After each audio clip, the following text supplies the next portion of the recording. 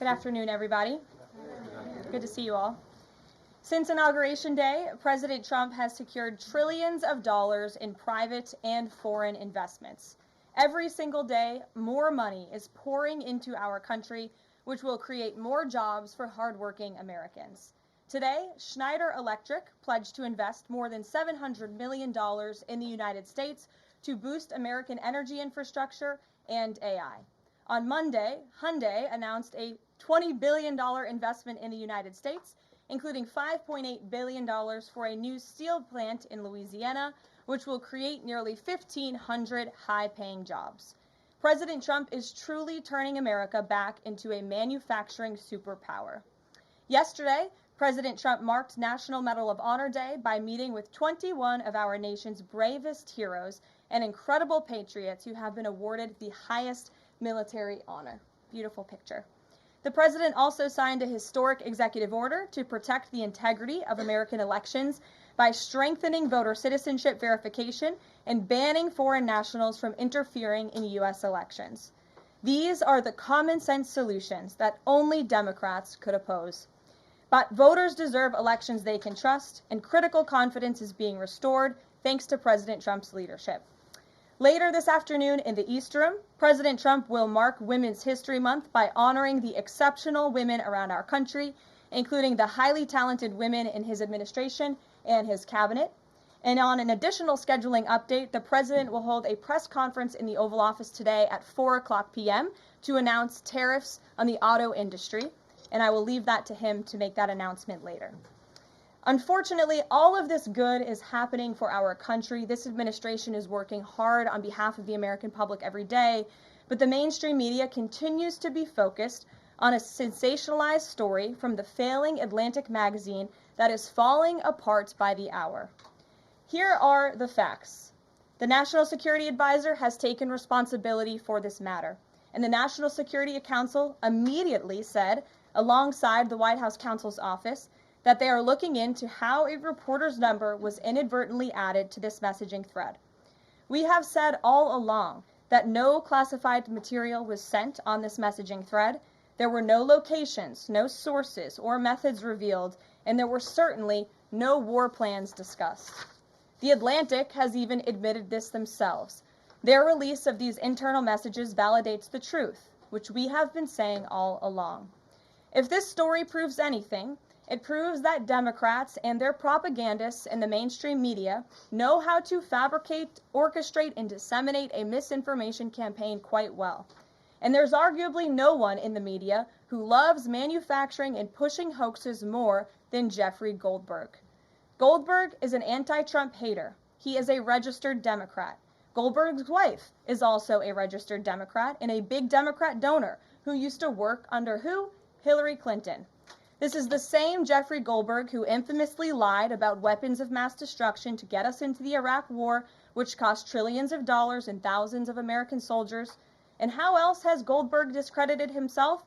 By absurdly claiming that President Trump was Vladimir Putin during the 2016 campaign, by peddling the Russia hoax that tried to hijack President Trump's first term, by inventing the suckers and losers hoax to help Joe Biden in the 2020 election, by peddling a hoax about President Trump involving Gold Star families to help Kamala Harris in the 2024 election, which our campaign at the time vigorously denied. Jeffrey Goldberg didn't care. There's more, but we don't have all day, and we can now add this signal hoax to this very long list. The real story here is the overwhelming success of President Trump's decisive military action against Houthi terrorists. On March 15th, President Trump ordered a series of military operations against the terrorist Houthis to defend U.S. shipping assets in the Red Sea, restore freedom of navigation for international shipping, and defend the United States from enemy threats. United States forces successfully struck dozens of targets across Houthi-controlled territory.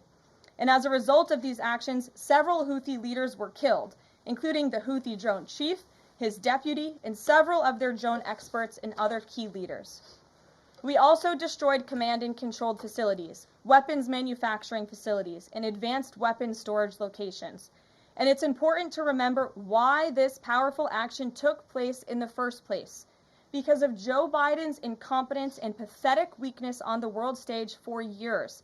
The Houthi terrorists grew emboldened.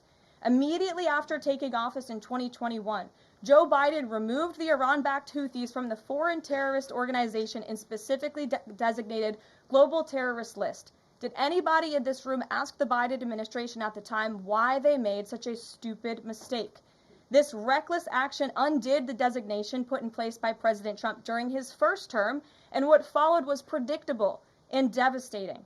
The Houthis targeted U.S. military ships and aircraft, hit commercial ships, including U.S.-flagged vessels, threatened our personnel overseas, and attacked our allies in the region.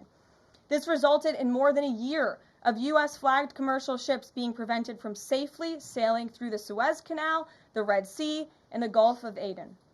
This had a massive negative impact on global trade of the economic security of the United States. Joe Biden was the commander-in-chief, and he sat on his hands while the United States of America was bullied and embarrassed by terrorists. President Trump and his team are putting a stop to these threats and restoring American strength around the world. The Trump peace through strength approach means no terrorist force will stop American commercial and naval vessels from freely sailing the waterways of the world. But unfortunately, this is not what the Democrats and the media want to talk about. They are focused on a coordinated campaign to try and sow chaos in this White House. And this has been the most successful first 2 months of any administration ever, which is exactly why they are doing this. We are not going to bend in the face of this insincere outrage. And here's just one example of how bad faith the Democrats' criticisms are. Democrat Senator Mark Warner is hysterical over the use of Signal, which is an approved decrypted app, and the killing of Houthi terrorists. But Senator Warner himself used Signal to work with a lobbyist for a Russian oligarch to connect the disgraced Steele dossier author who started the Russia hoax, which Jeffrey Goldberg later reported on. How ironic. We're not going to lose focus of the bottom line, which is that Joe Biden's weakness enabled and emboldened Houthi terrorists, and President Trump's strength and resolve eliminated those terrorists.